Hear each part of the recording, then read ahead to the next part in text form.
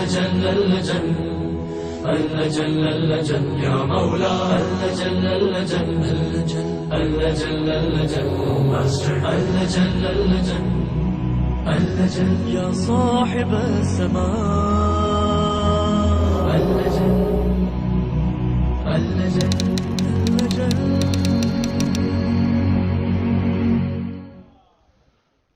أعوذ بالله من الشيطان اللعين الرجيم بسم الله الرحمن الرحيم الحمد لله الملك الحق المبين والصلاة والسلام على حبيب إله العالمين أبي القاسم محمد وآله الطيبين الطاهرين سيما على الإمام المنتظر والحجة الثاني يشر اللهم عجل له الفرج أما بعد فقد قال الله عز وجل في كتابه المبين بسم الله الرحمن الرحيم هو الذي خلق من الماء بشرا فجعله نسبا وصهرا وقال مرج البحرين يلتقيان بينهما برزخ لا يبغيان فبأي آلاء ربكما تكذبان يخرج منهم اللؤلؤ والمرجان صلوات ماہ مبارک شعبان ہمارے پاس ایک حدیث ہے جس کے اندر تین یہ جو کنزیکیٹو منتھس ہیں ان کی فضیلت بتائی گئی. پیغمبر کا یہ فرمان ہے کہ رمضان یا شہر رمضان اللہ کا مہینہ ہے، شعبان میرا مہینہ ہے، رجب میرے اہل بیت اور میری آل کا مہینہ. تو اس شعبان کے مہینے کو اللہ کے رسول نے اپنا مہینہ ڈکلیئر کیا اور پھر ایک جملہ بھی ارشاد فرمایا کہ ماہ رمضان کی فضیلت باقی مہینوں پر وہی ہے جو اللہ کی فضیلت تمام کائنات پر. شعبان کی فضیلت باقی مہینوں پر ایسی ہی ہے جیسے میری فضیلت سارے انسانوں پر. اور ماہ مبارک رجب بس حدیث کو آپ کمپلیٹ کر لیجئے. تو ماہ مبارک شعبان اسلامک کیلنڈر کا اونلی منتھ ہے جس کے اندر غم کی کوئی تاریخ نہیں اور خوشی کی اتنی تاریخیں. آلدو ربیع الثانی جو اسلامک کیلنڈر کا 4th منتھ ہے اس میں بھی غم کی کوئی تاریخ نہیں مگر خوشی کی بھی صرف ایک تاریخ.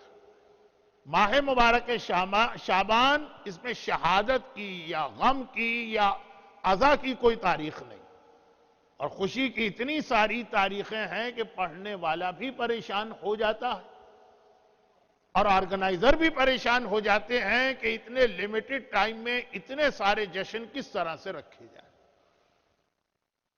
ہندوستان کے کچھ علاقوں میں پتہ نہیں کیوں شعبان کے مہینے میں شادیاں نہیں کی جاتی اور اس علاقے کے کافی مومنین مجھے اس مجمع میں نظر آ رہے ہیں. پتہ نہیں کیوں اس مہینے کو شادی کے حوالے سے بہت برا مہینہ سمجھا جاتا ہے. اور یہی میری آج کی اسپیچ کا ٹاپک ہے کیونکہ اس جملے کو یہاں پہ میں انکمپلیٹ چھوڑتا ہوں، ذہن میں رکھیے کہ شعبان کے مہینے کو انڈیا کے کچھ علاقوں میں شادی کے لیے برا مہینہ سمجھا جاتا. پورے مہینے میں غم کی کوئی تاریخ نہیں اور خوشی کی تاریخ جو اس کا پہلا ہاف ہے فرسٹ 15 days. اب آپ کو اچھی طرح سے معلوم ہے میں تو صرف اس لیے کہ یہ 5 دن کنٹینیو ایک ٹاپک پہ بات کرنا ہے تو کون سا ایسا ٹاپک سلیکٹ کیا جائے کہ یہ ساری خوشیاں اس میں آ جائیں. اس لیے میں صرف آپ کو یاد دلا رہا ہوں کہ 3rd of شعبان 3rd امام کی ولادت کی تاریخ، 15th of شعبان آخری امام کی ولادت کی تاریخ. یہ تو دو بہت اہم یہ ہمارے اعتبار سے سیلیبریشنز. اس کے علاوہ 1st of شعبان جناب زینب کبریٰ کی ولادت اور 4th of شعبان باب الحوائج حضرت عباس کی ولادت اور 5th of شعبان ہمارے اس مظلوم امام کی ولادت کی تاریخ ہے کہ جس کی باقی ساری زندگی غم میں گزری یعنی ہمارے چوتھے امام. اور پھر آج کی رات شہزادہ قاسم ابن حسن کی ولادت کی تاریخ ہے اور پھر اسی میں 11th شعبان شہزادہ علی اکبر کی ولادت کی تاریخ ہے. تو ذرا دیکھیے آقا حسین، آقا زمانے کے امام، شہزادی زینب، آقا سجاد، حضرت عباس، حضرت علی اکبر، جناب قاسم، ایک کے بعد دوسرے. اور یہ ساری ولادت کی اور خوشی کی تاریخیں ہیں. یقیناً حیدرآباد میں جناب زینب کی ولادت کی ایک اور تاریخ بھی، اور یقیناً پاکستان میں خصوصاً کراچی میں حضرت عباس کی ولادت 7 رجب کو منائی جاتی. لیکن اگر آپ خود کربلا معلیٰ کے اندر حضرت عباس کے روضے پہ کھڑے ہوں تو وہاں تو 4 شعبان ولادت کا جشن ہے، کیونکہ زیادہ صحیح یہی تاریخ ہے. اب یہ تاریخوں کے مسئلے کو چھوڑیے، یہ وہ پرسنالٹیز کہ جن کا ذکر اس 5 دن کی محافل میں یا اسپیچز میں مجھے کرنا، اور کون سا ایسا ٹاپک ہو کہ ان سب کے حالات اس میں کامن فیکٹر بن کے آ جائے. تو میں آپ کے سامنے ایک سوال یہ رکھوں کہ یہ اہل بیت کے خاندان کی کیا خصوصیت کہ اس میں جو پیدا ہونے والا ہے یا تو وہ معصوم ہوتا ہے یا عصمت کے اتنا قریب ہوتا ہے کہ ہمارا دل تو یہی چاہتا، ہمارا عقیدہ تو یہی کہتا کہ انہیں بھی معصوم قرار دے دو. بھئی جناب زینب کبریٰ کے بارے میں کیا یہ لفظ کہ وہ معصومہ نہیں تھی دل قبول کرتا؟ یا جناب عباس کے بارے میں کہنا کیا یہ دل قبول کرتا؟ اب ہم مجبور ہیں کہ 14 سے زیادہ معصوم ہیں نہیں، صرف 14 معصوم ہیں، ہم انہیں معصوم نہیں کہہ سکتے ٹیکنیکلی. لیکن کیا اس کا مطلب ہے کہ نعوذ باللہ یہ خاطی ہیں، یہ گناہگار ہیں، ان سے زندگی میں کبھی کوئی غلطی ہوئی ہے، کوئی گناہ ہوا؟ محفوظ عن الخطا اسی لیے کہا جاتا. تب یہ ساری شخصیتیں وہ ہیں جن میں جناب علی اکبر اور جناب قاسم کا نام بھی شامل کر لی. یہ اہل بیت کے گھرانے کی کیا خصوصیت، اللہ نے یہ خاص بلیسنگ اس خاندان کو کس طرح سے دی کہ پیدا ہونے والا یا حسین و امام زمانہ کی طرح کا معصوم ہے، اور یا پھر عصمت سے اتنا قریب ہے کہ جناب زینب کبریٰ کے لیے تو لفظ آتا بھی ہے کہ عصمت صغریٰ کی مالک. یہ خصوصیت جو ان کو ملی، آپ کہیں گے کہ جی ہاں وہ تو ایک چوزن فیملی تھی. مگر کیا یہ کمپلیٹ ریپلائی؟ تو یوں تو ہم بھی چوزن پیپل. اللہ نے تمام کائنات کے انسانوں میں شیعان حیدر کرار کو چوز کیا اور انتخاب کیا. خاندان اہل بیت کی زندگی یہ جو ہمیں بلیسنگ نظر آتی ہے کہ ہر ایک ایسا جگمگاتا ہوا ستارہ ہے یا سورج، ایک سے ایک ایسی شخصیت کہ کس کو کس پر پریفر کیا جائے ہم فیصلہ بھی نہیں کر سکتے. اس کا فاؤنڈیشن اسٹون کیا ہے، اس کے اعتبار سے اسلام ہمیں پریکٹیکل میسج کیا دیتا. اور یاد رکھیے کہ اب میں بہت سیریس ٹاپک پہ آ گیا. خوشحالی کی ان راتوں کا مختصر بیان کرنے کے بعد اب بہت ہی اہم پریکٹیکل میسج ہے کہ یقیناً ہمارے گھر میں قاسم جیسا شہزادہ پیدا نہیں ہو سکتا، ہمارا جوان علی اکبر جیسا نوجوان نہیں بن سکتا، لیکن ان کے راستے پہ چلنے والا، ان کو فالو کرنے والا، ان کو رول ماڈل سمجھ کے زندگی گزارنے والے، ان کے غلام اور کنیزیں ہمارے گھر میں پیدا ہو سکتے ہیں. اور وہ کیسے؟ اور وہ یہ ہے کہ فیملی لائف اور میرج کے انسٹیٹیوشن کی امپورٹنس اسلام کے اندر. جب ایسی شادی ہوتی ہے جیسی علی اور فاطمہ کی ہوئی، جس کو شارٹ میں کہہ دوں کہ جب اسپاؤس کا سلیکشن کیا گیا تو یہ دیکھ کے کیا گیا کہ شوہر کا مزاج بیوی سے ملتا ہو، بیوی کا مزاج شوہر سے ملتا ہو. میرے ایک روحانی استاد ہوتے تھے مرحوم مولانا اظہر حسن زیدی. ان کا ایک جملہ تھا بہت ہی پاپولر، خالی وہی پڑھا کرتے تھے. اب تو خیر یہ جملہ اتنی دفعہ آپ نے سن لیا، مگر 1 منٹ کا جملہ ہے تو دوہرا دوں. جب ایسی شادی ہوتی جس میں سلیکشن آف اسپاؤس اس طرح سے کیا جاتا، پیرنٹس اور پیرنٹس جیسے، ابو طالب کی جگہ تو اللہ ہے نا، جب سلیکشن کی تو یہ خیال کیا کہ بہترین میچ ہونا چاہیے. جب ایسی شادی ہوتی تو زندگی بہتر گزرتی ہے، کیونکہ اسلام میں ایک یہ حکم ہے کہ لڑکا جو ہے نا وہ لڑکی سے دنیاوی اعتبار سے انفیریئر نہ ہو. لڑکی کے دماغ میں اگر ایروگنس آ گئے، لڑکی کے دماغ میں اگر یہ پراؤڈنس آ گئی، لڑکی کے دماغ میں اگر یہ خیال آ گیا کہ میں بلند ہوں میرا شوہر پست ہے، شادی شدہ زندگی نہیں چلے گی. اب بہت پیسے والی ہے، لڑکا بالکل غریب، بہت اچھے خاندان کی ہے، لڑکا کسی بہت ہی، اب یہ ویسٹ کے کلچر میں تو جملے اچھے نہیں ہیں، لیکن انڈیا اور پاکستان کے ماحول میں کہ بنیا ہے یا سبزی فروش ہے یا رکشہ ڈرائیور ہے مثلا. بھئی آپ میں سے کتنے لوگ کراچی کے اندر ٹیکسی چلانے کو تیار ہو؟ کتنے لوگ یہاں بڑے فخر سے چلا رہے ہو؟ یہ اگرچہ اسلام کے زیادہ قریب ہے، لیکن میں ماحول کی بات کر رہا ہوں کہ لڑکی کے ذہن میں خیال آ گیا کیسے زندگی گزارا ہو. بلکہ اور تو اور میں تو تقریباً 35 سال سے ویسٹ میں آ رہا ہوں نا، جو آپ میں سے آدھے مجمع کی تو پیدائش بھی نہیں ہوئی ہوگی. اتنی سی خالی بات کہ لڑکی کی وجہ سے لڑکے کو یہاں کا رائٹ، گرین کارڈ اور پاسپورٹ ملا. یہ ساری زندگی جو ٹونٹنگ اور تانا اس لڑکے کے ساتھ چلتا. کتنے گھر ہم نے ٹوٹتے دیکھے، کتنے خاندان ہم نے اسپوائل ہوتے دیکھے. یہ کیا بات ہو گئی کہ اگر یہ لڑکی کو یہ خیال آ جائے کہ میرا اسٹیٹس لڑکے سے ہائی، تو بہت سارے پرابلم کریٹ ہوتے ہیں. بہت ہی شریف، بہت ہی نیک، بہت ہی دیندار بچیاں بھی ہوتی ہیں، لیکن میں ان جنرل بات کر رہا ہوں. تو میرے استاد کہا کرتے تھے کہ یہ ہے تو ہمارے اور آپ کے گھروں کا اصول، لیکن بہرحال اہل بیت رول ماڈل ہے تو اللہ نے اس کو وہاں بھی رکھا کہ اگر بیٹی ایسی ہو کہ کبھی فخر کے عالم میں فاطمہ کہہ دیں ارے مجھ سے کیا بات کرتے ہو، میں تو حبیب خدا رسول خدا کے گھر میں پیدا ہوئی، تو بیٹا ایسا ہو جو کہے کہ مجھ سے نہ کہنا میں تو وہ ہوں جو اللہ کے گھر میں پیدا ہوا.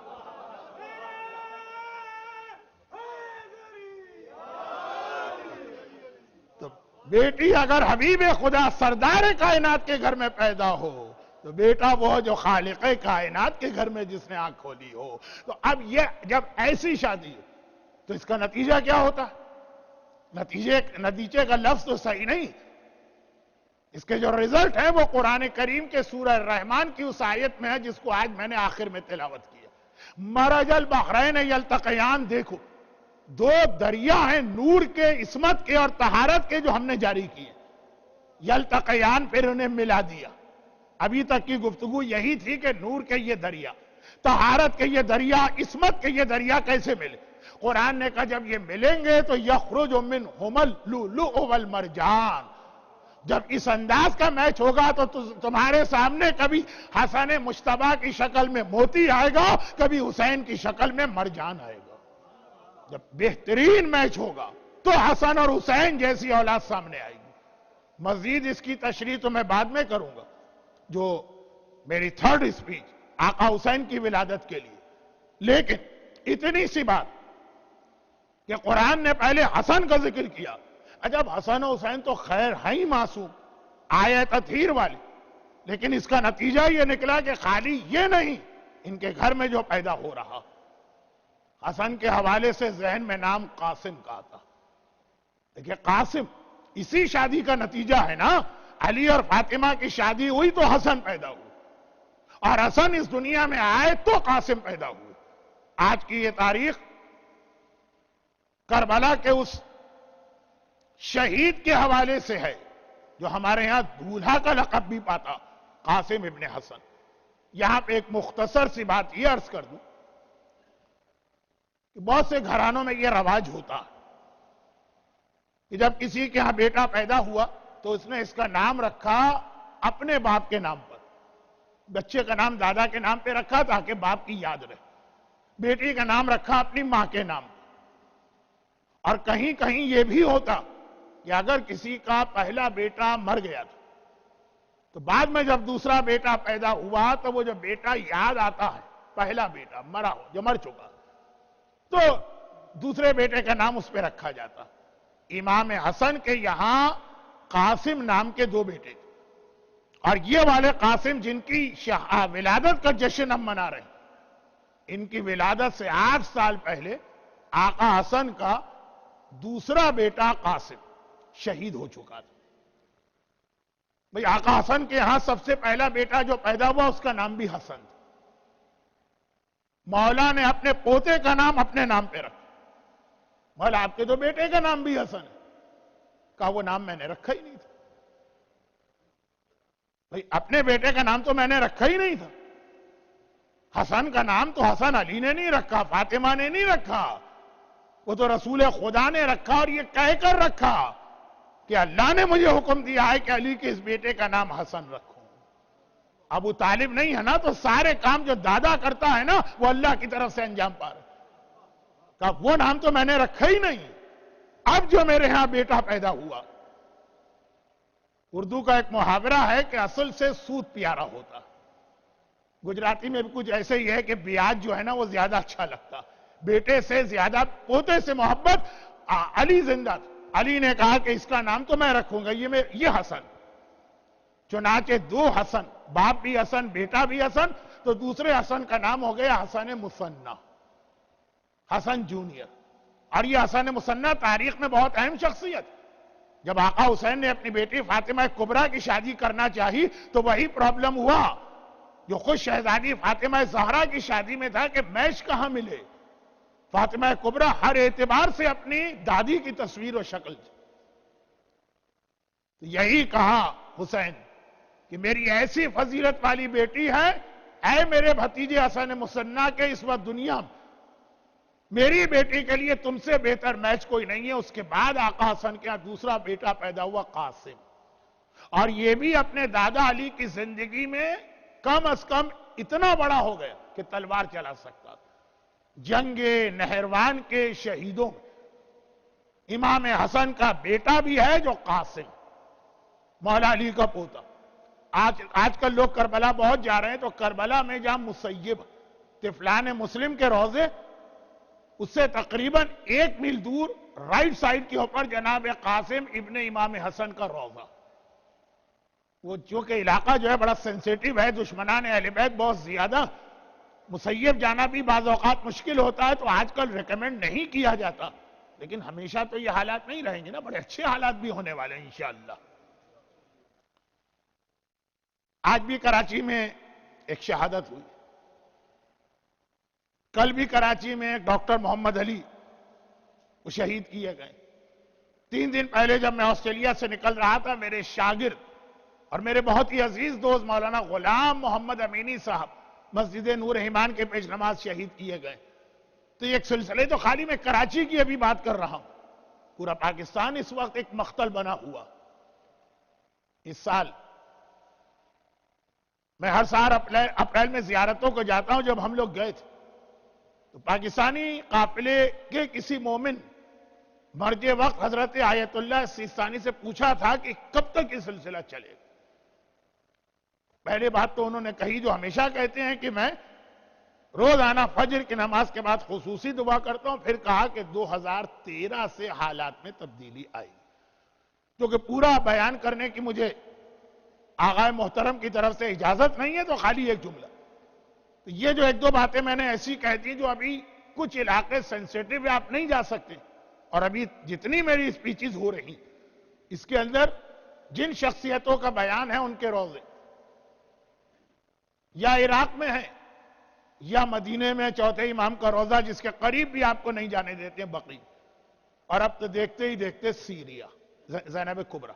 تو یہ باتیں میں اس لیے کہہ دیتا ہوں کہ یہ حالات ہمیشہ نہیں رہیں گے، بڑی شان کے ساتھ آپ جائیں گے تو یاد رکھیے گا کہ امام حسن کا پہلا بیٹا قاسم، میرے مولا نے جنگ جمل، جنگ صفین، جنگ نہروان میں حصہ لیا۔ جنگ نہروان میں اپنے دادا کے لشکر میں شامل تھا اور جنگ کرتا ہوا شہید ہوا، تو اس کو یہاں مسیب میں دفن کیا گیا۔ تو طفلان مسلم کے بالکل پیچھے ان قاسم کا روضہ ہے جو امام زادے۔ اور پھر جب بعد میں حسن مجتبیٰ کے یہاں ایک ایسا بیٹا پیدا ہوا جو حسن مجتبیٰ کی تمنا اور مراد۔ دیکھیں حضرت عباس کا نام ہے، لقب ہے باب المراد۔ اس کے 2 ریزن ہیں، 2 دن کے بعد اسپیچ ہونے والی ہے تو ریزن تو اس میں آئیں گے، مگر ایک ریزن یہ بھی ہے کہ وہ مراد علی تھے، مراد یعنی تمنا۔ عباس تمنا علی تھے۔ یہ والا جو بیٹا پیدا ہوا حسن مجتبیٰ کے یہاں، جو 11 مہینے کا یا 12 مہینے کا تھا جب اس کا بابا زہر سے شہید کیا گیا، یہ تمنا حسن تھا۔ اور تمنا حسن کن معنوں میں تھا کہ باپ کے ساتھ جو جہاد میں نے کیا نہروان میں، اور ایک بیٹا قربان کیا، کربلا کے جہاد میں اپنے حسین کے ساتھ نہیں ہوں گا فزیکلی، مگر میرا بیٹا وہاں بھی قربان ہونا چاہیے۔ اپنی یہ تمنا اس تعویذ میں بھی لکھی۔ یہ تعویذ لکھنے کے بعد یہ کہہ کر ام فروا کے حوالے کیا کہ جب میرا قاسم اتنا بڑا ہو جائے کہ یہ تعویذ اس کے بازو پہ آ سکے تو یہ اس کو اس طرح اس کے بازو پہ پہنانا کہ وہ کبھی اپنے بازو سے اس کو نہ اتارے، اور جب کسی بڑی پریشانی میں مبتلا ہو تو اس وقت کی تعویذ کھول کے دیکھنا۔ اور ہر ایک کو معلوم ہے کہ تعویذ میں کیا تھا۔ حسن کی تمنا تھی کہ بیٹا قاسم، میں کربلا میں نہیں ہوں گا، تجھے میری جگہ میری نیابت کرتے ہوں میرے بھائی حسین کا ساتھ دینا۔ جب یہ بیٹا پیدا ہوا تو حسن کو اپنا وہ بیٹا بھی یاد ہے جو بابا علی کے ساتھ جہاد کرتا ہوا مارا گیا، اس کا نام قاسم تھا۔ تو میرا یہ بیٹا جو میرے حسین کے ساتھ جہاد کرتا ہوا مارا جائے گا، اس کا نام بھی قاسم اسی حوالے سے رکھا گیا۔ ام فروا کو اللہ نے ایک ہی اولاد دی، اور وہ صرف 12 یا 13 مہینے کی تھی جب ام فروا نے اپنی آنکھ سے اپنے شوہر کو دنیا سے رخصت ہوتے دیکھا۔ لیکن بار بار آخری وقت میں بھی حسن کی انگلیوں کا اشارہ ہوتا تھا، فروا قاسم کا خیال کرنا، تعویذ اس سے جدا نہ ہونے دینا۔ مگر یہ تو اس وقت کی بات ہے جب حسن دنیا سے جا رہے ہیں اور فروا اپنی گود میں قاسم کو لے کے آئی۔ جب قاسم پیدا ہوئے شعبان کے مہینے کی یہی تاریخ 6 یا 7، اس وقت شہر مدینہ کے اندر 48 ہجری یا 49 ہجری، یہ بھی ایک اختلاف، اہل بیت کے گھرانے میں اتنا بڑا سیلیبریشن منایا گیا، اور اللہ کا وہ وعدہ کہ یہ خاندان عصمت اور طہارت ہے، اس میں جب شادی ہوتی ہے تو یخرج منہم اللؤلؤ والمرجان، موتی اور مرجان ہی اس کے نتیجے میں سامنے آتے ہیں۔ آج حسن کا ایسا وارث ہمارے سامنے آئے، اور یقیناً حسن مجتبیٰ نے تو یہ اسلام پہ قربان کر دی۔ مگر یاد رکھیے کہ فاطمہ نے حسن کی ولادت میں جتنی خوشی منائی دنیا میں نہیں تھی، مگر یہ اہل بیت اطہار ہیں، دنیا سے پردہ کرنے کے بعد بھی دنیا میں رہتے۔ اگلا جملہ آپ ایام ازاں میں ذاکرین سے سنتے، اور فاطمہ نے جتنا غم قاسم کی شہادت پہ کیا وہ خود یہ بتانے کے لیے کافی ہے کہ یہ کوئی معمولی شہزادہ نہیں۔ خدا بندہ تجھے آج اہل بیت اطہار کے گھرانے کی اس خوشی کا واسطہ، آج میرا مولا خوش، اسے ویسا پوتا ملا جیسا علی چاہتے، آج میری شہزادی خوش ہے، واقعاً حسن کو ایسی اولاد ملی جیسی فاطمہ چاہتی، آج حسن مجتبیٰ خوش ہیں، یہ دعا کا جملہ آگے کی تقاریر کا بنیاد بنے گا۔ آج حسن مجتبیٰ خوش ہیں کہ کربلا کے میدان میں میرا ریپریزنٹیشن ہو جائے گا، میرا قاسم دنیا میں آیا۔ اور جو ساری زندگی غم میں رہی، اس کی یہ خوشی کی تاریخ ہے ام فروا۔ خدا بندہ تجھے اس ام فروا کی بھی خوشی کا واسطہ، دنیا بھر میں جہاں جہاں جو مومنین اور مومنات ہیں، خصوصاً شکاگو کے اس معصوم سینٹر میں جو لوگ آ چکے ہیں، جو خواتین، انہیں دنیا اور آخرت کی ساری خوشیاں نصیب فرما۔ قاسم کی اس قربانی کا واسطہ صاحبان ایمان کی اولادوں کو ہر آفت، ہر مصیبت، ہر پریشانی سے محفوظ فرما۔ لیکن خدا بندہ ام فروا اور حسن مجتبیٰ کی طرح ہم میں سے بھی ہر باپ اور ماں کو اگر اسلام کو ضرورت پڑے، آل محمد کو ضرورت پڑے، تو اپنی اولاد قربان کر دینے کا جذبہ عطا فرما۔ دنیا میں جہاں جہاں مظلوم شیعان حیدر کرار ہیں، خصوصاً پاکستان، اور پاکستان میں بھی کراچی، کوئٹہ، گلگت، بلتستان، پارا چنار، ڈی آئی خان، خاص طور پر عراق کے مظلوم صاحبان ایمان، خدا بندہ یہ سیریا، بحرین اور سعودی عرب، ان تمام صاحبان ایمان کی مدد فرما اور ان پہ ظلم کرنے والوں کو نیست و نابود فرما۔ خدا بندہ آج کی اس جشن کی خوشی کا واسطہ صاحبان ایمان کو رزق، صحت، اولاد، دشمنوں کے شر ہر حوالے سے محفوظ فرما، ہمارے بیماروں کو شفائے کاملہ عطا فرما، اور خدا بندہ انقلاب اسلامیہ ایران کی حفاظت فرما۔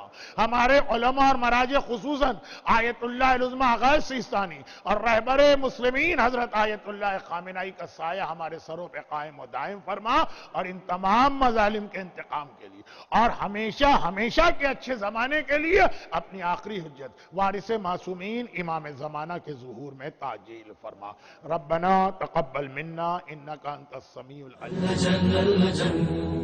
اللجن اللجن یا مولا اللجن اللجن اللجن اللجن اللجن ماسٹر اللجن اللجن اللجن يا صاحب الزمان اللجن